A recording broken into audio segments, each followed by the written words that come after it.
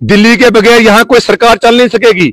मोदी सरकार का आशीर्वाद होना चाहिए, फिर ही वो सरकार जम्मू कश्मीर में चलना पे कह रहा था कि जनाब यम रेटनो कलर की थे यमशू तैयार एन प्यार एन कलर की भी टाने जो तैयार आन हुआ है। नया चेहरा है, मेरे जनाबे आली वो फ्रेंड भी हैं, मैं उनको अप्रिशिएट करता हूं कि जिस तरीके से वो जनता की बात करते हैं। तो लीडरशिप है, उसमें विल नहीं है, वो कभी बात नहीं करती है, वो अपना एंटरटेन कर रहे हैं। यहाँ पे सेक्टर में हुआ, कई बाहर की ब्लैक लिस्ट कंपनीज के थ्रू इन्होंने पेपर्स प्रिपेयर करवाए, वो पैराशूट से यहाँ पे कैंडिडेटों को भेज दिया, चुनाव लड़ाते हैं, वो दोबारा जम्मू के लिए चले। 12 सिलेंडर फ्री की बात की, बिजली की फ्री की बात उन्होंने की, 1 लाख जॉब कहाँ है आज? बिल्कुल हाल ही में बनी हुई सरकार साथ में वाइब्रेंट भद्रवाह जो फेस्टिवल हुआ करता था और हाल ही में JKSSB के क्या कुछ सूरत हाल हैं, इन्हीं सब पे बातचीत करने के लिए मेरे साथ एडवोकेट माजिद मलिक जी हैं। इन्हीं से हम जानेंगे कि सबसे पहला इनसे यही सवाल होगा कि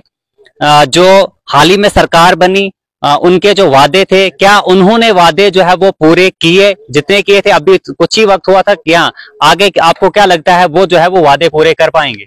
जम्मू कश्मीर में जो प्रेजेंट रजीम है ये टोटल फेलियर साबित हुई है। एक भी वादा, अभी 100 दिन होने को आए हैं, एक भी प्रॉमिस जो इन्होंने अपने मैनिफेस्टो में ऐड किया था, जिस झुंझुने को दिखाकर इन्होंने जम्मू कश्मीर के लोगों से मत लिए और सत्ता तक पहुंचे, फेलियर हुए हैं, कोई पूरा नहीं किया है। इन्होंने सबसे पहले नेशनल कॉन्फ्रेंस ने अपने मैनिफेस्टो में लोगों को यह वादा किया था कि 370 को वापस लाएंगे।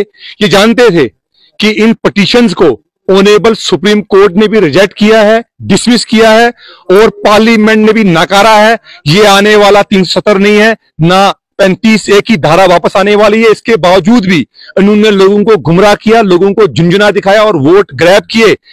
और 12 सिलेंडर फ्री की बात की, बिजली की फ्री की बात उन्होंने की, 1 लाख जॉब कहां है? आज बिल्कुल म्यूट है, साइलेंट है। सुबह उठकर आज उमर साहब जो बात हम आज से 100 दिन पहले कहते थे कि जनाब दिल्ली के बगैर यहां कोई सरकार चल नहीं सकेगी, मोदी सरकार का आशीर्वाद होना चाहिए, फिर ही वो सरकार जम्मू कश्मीर में चलेगी। तब हमें क्रिटिसाइज किया, क्योंकि मैंने भी भद्रवाह से विधानसभा का चुनाव लड़ा था, तब हमें कहा गया कि ये बीजेपी के साथ मिले हैं। आज जवाब देना उमर साहब, आज सुबह उठकर ये भी दिल्ली पहुंचते हैं और वहां पे हाथ जोड़कर ग्रीट करते हैं, विश करते हैं ऑनरेबल प्राइम मिनिस्टर को, होम मिनिस्टर को और बाकी मंत्रियों को। ये कुछ करेंगे नहीं। मुझे लगता है कि बहुत जल्द जम्मू कश्मीर में चुनाव असेंबली के दोबारा होंगे, यहां पे चुनाव होगा, क्योंकि ये सरकार फेल हो चुकी है। ये सिर्फ अब इंटरटेन करने चाहते हैं अपने पोर्टफोलियो को, अपने स्टेटस को, जिसके लिए इनने चुनाव लड़ा। ये पहले से ही, पहले तो उमर साहब चुनाव से पहले कहते थे कि जब तक स्टेट नहीं मिलेगी, 370 वापस नहीं मिलेगा, मैं चुनाव नहीं लड़ूंगा। बाद लोगों को यहां पे कह रहा था कि जनाब यम रेटनो कलर की थे यमशू तैयार एन प्यार एन कलर की भी टाने जो तैयार आन, सिर्फ एन ज्यादा, फिर बाद में चुनाव लड़ा। आज कलर की पकड़ी, गाड़ियां मिल गई और उसको एंटरटेन कर रहे हैं। दूसरा सवाल मेरा ये रहेगा और इसी के बिहाफ पे मैं आपसे ये भी जानना चाहूंगा कि कुछ ही दिन पहले जो है उमर अब्दुल्ला का ये कहना था, जो जितने भी एजुकेटेड बच्चे हैं उनको जो चाहिए एग्रीकल्चर में जो है वो आगे बढ़ना चाहिए, जॉब्स जो है हम बच्चों को जो है ज्यादा प्रोवाइड नहीं करेंगे। पहले जो है उनका जब मैनिफेस्टो आया था उसमें जो है 1 लाख रोजगार की जो है वो बात की गई थी। 1 महीने के अंदर ही जो है वो बदल के जो है एग्रीकल्चर पर शिफ्ट। कोई बात नहीं है, लोग इसका हिसाब इनसे लेंगे, क्योंकि आपको तो कोई देना जवाबदेही तो आपको बनती है, उनकी इस सरकार की जवाबदेही है, जिसके लिए उन्होंने कहा था कि 1 लाख जॉब देंगे, नौकरियां देंगे, जॉब्स हम प्रोवाइड करेंगे, जवाबदेही देनी पड़ेगी। मैंने कहा कि चुनाव होने वाले हैं, बहुत जल्द चुनाव होंगे और जम्मू कश्मीर की जनता जो है इनको जवाब देगी। आज इंटरनेट का जमाना है, आज अखबार का जमाना है, ये पुरानी बातें नहीं चलेंगी, बहुत जल्द इनको इसका जवाब मिलेगा। साथ में वाइब्रेंट भद्रवाह की मैं बात करने वाला हूं कि 1 जनवरी को जो है यहाँ पे फेस्टिवल हर साल हुआ करता था और इस साल भी होने वाला था, लेकिन डॉक्टर मनमोहन सिंह की जो है वो डेथ हो गई थी। उसके बाद जो इसको शिफ्ट कर दिया गया था, 7 दिन के लिए जो है कोई भी फेस्टिवल जो है वो नहीं मनाया जा रहा था। तो अब जो है अब यहाँ पे फेस्टिवल होना चाहिए। जनाब फेस्टिवल होना चाहिए। अभी आप गुलंडा जाइए, आज पदरी के लिए जाइए, ठंठेरा के लिए, स्नो कैप्ड हमारे माउंटेन्स हैं, ग्लेशियर्स हैं, लोग वहां जा रहे हैं, फुटफॉल टूरिस्ट का बड़ा है लोकेशंस पे। अभी यहाँ पे स्नो फेस्टिवल हो सकता है, विंटर फेस्टिवल हो सकता है, विंटर कार्निवल अभी ऑर्गेनाइज हो सकता है। मुझे लगता है कि एडमिनिस्ट्रेशन और टूरिज्म डिपार्टमेंट इंतजार कर रहे हैं कि जब ये बर्फ गल जाएगी, जब ये मिडोज सामने आएंगे, लैंडस्केप सामने आएंगे, तब ये वहां पे कहेंगे कि जी अब हमने जी फेस्टिवल ऑर्गेनाइज करना था लेकिन अब सुनो नहीं रही इसलिए हम ऑर्गेनाइज नहीं कर रहे हैं। मुझे लगता है कि करनी और कथनी में बड़ा अंतर है। एक तो हमारे जो यहाँ पे महकमे हैं इनमें वो कैपेबिलिटी नहीं रही है, इनकी टांग बाजू जो है वो पहले तोड़ दी गई है।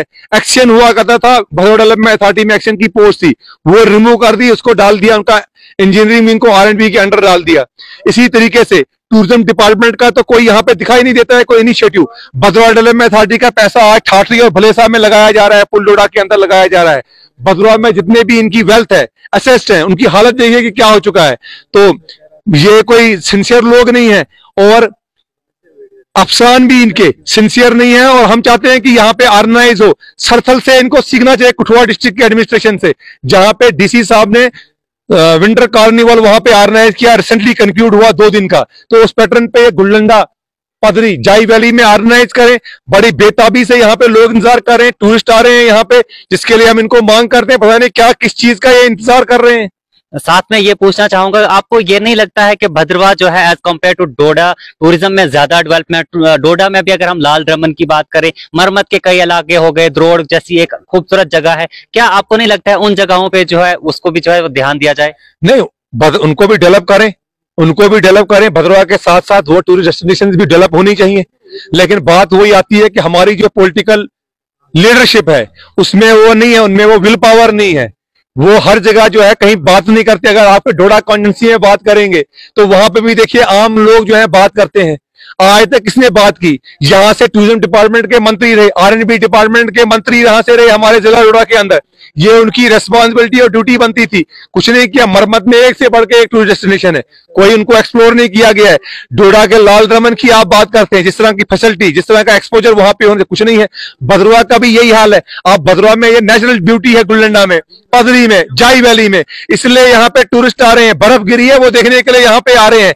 तो कोई यहाँ पे अधिकारी या कोई लोग पॉलिटिकल आदमी बोलेगा कि नहीं जी भद्रवाह को मेरी वजह से जानते हैं, मेरी वजह से यहाँ पे लोग आ रहे हैं, तो ऐसा नहीं है। भद्रवाह की अपनी खूबसूरती है, लेकिन यही बात एक और आती है, हर जगह का कंक्लूड हम यही करते हैं कि यहाँ की जो पॉलिटिकल लीडरशिप है उसमें विल नहीं है, वो कभी बात नहीं करती है, वो अपना एंटरटेन कर रहे हैं। यहाँ पे जो भी पॉलिटिकल पार्टी है वो पैराशूट से यहाँ पे कैंडिडेटों को भेजती है, चुनाव लड़ाते हैं, वो दोबारा जम्मू के लिए चले जाते हैं। आज जनवरी का महीना है, एक भी लीडर जो यहाँ पे नहीं है भद्रवाह के अंदर। तमाम जम्मू में आपको मिलेंगे, वहां पे सर्दियों की छुट्टियां जो है वो गुजार रहे हैं, वहां पे गर्म एसीज में वो बैठे हैं। तो यहाँ हमारे ऐसे मिडिल क्लास के परिवार के लोग यहाँ पे बैठे हैं, चीख और चिल्ला रहे हैं, आपसे बात कर रहे हैं, भद्रवाह के लिए इंसाफ मांग रहे हैं। साथ में इसी के साथ साथ JKSSB ने जो है हाल ही में जो है बड़े एक अरसे के बाद इतनी 4002 वैकेंसी, सिक्योरिटी का पेपर होता है, उसमें जो उनको 0 मार्क्स होते हैं। जब टेलीकम्युनिकेशन का रिजल्ट आता है वही बच्चा जो है वो टॉपर बन जाता है। मैं यही जानना चाहूंगा कि JKSSB के पास कौन सी ऐसी छड़ी है जो 0 से वो जो है वो टॉपर बन जाती है? साथ JKSSB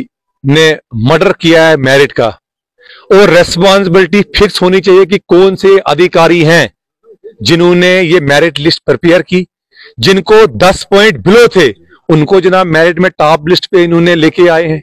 आज तो इंटरनेट का जमाना है, वेबसाइट्स हैं, व्हाट्सएप है, इंस्टाग्राम है, एक्स है, और अखबार का जमाना है, टीवी का। तो हमारे तक ये स्कैम जो इनकी न्यूज पहुंचती है, स्कैम जो है बाहर आ जाते हैं। आप अंदाजा करिए कि आज से 10 साल पहले जब इतनी इंटरनेट सरफेस नहीं थी तो क्या हालात हुए होंगे, किन लोगों को एंटर किया होगा SSRB ने, कौन से लोग जो है एंटरटेन कर रहे होंगे महकमों के अंदर। तो बड़ा अनफॉर्चुनेट है, रेस्पॉन्सिबिलिटी फिक्स होनी चाहिए। पहले सब इंस्पेक्टर में हुआ, कहीं बाहर की ब्लैक लिस्ट कंपनीज के थ्रू इन्होंने पेपर प्रिपेयर करवाए। तो मुझे बताओ किसकी रेस्पॉन्सिबिलिटी फिक्स की? किसी की इन्होंने रेस्पॉन्सिबिलिटी फिक्स नहीं की। तो ये भी एक शोर शराबा तो हो रहा है, हम चीख तो चिल्ला रहे हैं, तो मुझे लगता नहीं कि कुछ करेंगे। जब ये सरफेस पे हुआ था, जब ऐसी चीज सामने आई थी, नोटिस में सरकार की आई थी, तो इमीडिएटली पुलिस को एक FIR रजिस्टर करनी चाहिए थी, क्राइम ब्रांच को एक केस देना चाहिए था, CBD इसका जो है शुरू करना चाहिए था इन्वेस्टिगेशन। तो ऐसा कुछ दिखाई नहीं दे रहा है, सिर्फ हम ही लोग चीख और चिल्ला रहे हैं। आज हम लोग भी अगर सरकारी मुलाजम में लगे हैं तो मैं समझता हूं कि हमारा मेरिट भी किसी ने खाया होगा। वो भी खा गया होगा, क्योंकि तब तो इंटरनेट का जमाना नहीं था। पता नहीं कौन जो है वहां हमारी जगह बैठ गया होगा। तो ये बड़ी दुर्भाग्यपूर्ण बातें हैं, इनसे नुकसान हुआ है, समाज को नुकसान हो रहा है। मेरिट वाले बच्चे जो है वो डिप्रेशन में है, वो परेशान हाल है। और इस सरकार से बड़े वादे किए गए थे, इस सरकार से कोई उम्मीद नहीं है, ये सरकार भी कोई बदलने वाली नहीं है, जो कि तू हालात स्टेटस को यहाँ पे रहेंगे। साथ में ये भी जानना चाहूंगा कि जितने भी एमएलए है, किसी एमएलए यहाँ सीएम की मैं बात करूं इस मुद्दे पे जो है वो बात नहीं की, लेकिन एक वाहिद जो है महराज मलिक जो आम आदमी पार्टी से जो है वो कंडक्ट किए हुए हैं, इलेक्टेड हैं अभी जो है, उन्होंने जो है इसके बारे में जो है वो मुद्दा उठाया। अच्छी बात है, वो युवा है, नया चेहरा है, मेरे जनाबे आली वो फ्रेंड भी हैं। मैं उनको अप्रिशिएट करता हूं कि जिस तरीके से वो जनता की बात करते हैं, युवाओं की बात करते हैं, करनी चाहिए उनको, उस तरीके से बात करनी चाहिए। कम से कम कोई तो बात तो कर रहा है ना। अब लोग कहते हैं जी जोर से बात करता है, जोर से वही बात करेगा जो जला हुआ होगा, जो परेशान होगा, दबाव जिसपे होगा, वही परेशानी में फिर बात करना शुरू करता है। तो अच्छी बात है, हम उनको अप्रिशिएट करते हैं, वो बात करते रहें, जहां जहां भी कोई युवा है वो बात करते रहें और अपनी बात जो है सरकार तक पहुंचाते रहें।